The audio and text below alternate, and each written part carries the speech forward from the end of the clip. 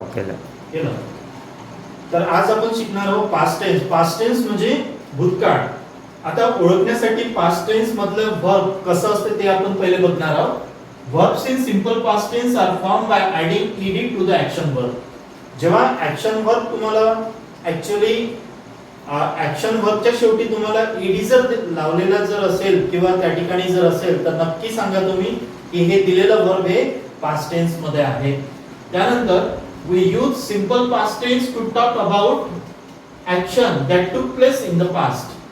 म्हणजे ऍक्च्युअली आपण simple past टेन्सचा उपयोग कशासाठी करतो? बोलण्यासाठी करतो. पण कुठली ऍक्शन बोलण्यासाठी करतो?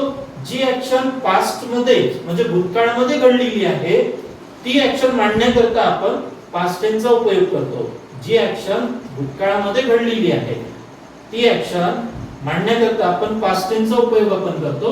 मग त्यासाठी आपल्याला स्पेलिंग रूल्स दिलेले आहेत. ते फॉर्म पास्ट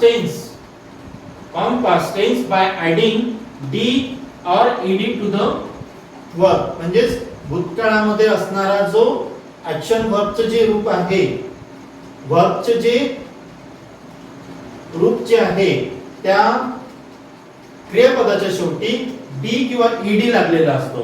काय लागलेला असतो? त्या क्रियापदाच्या शेवटी डी किंवा ed लागलेला असतो.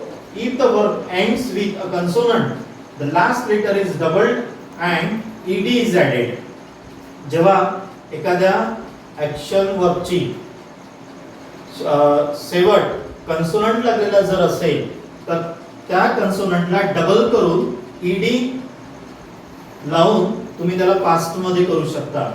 त्यानंतर if the verb ends in y, change into I followed by ed.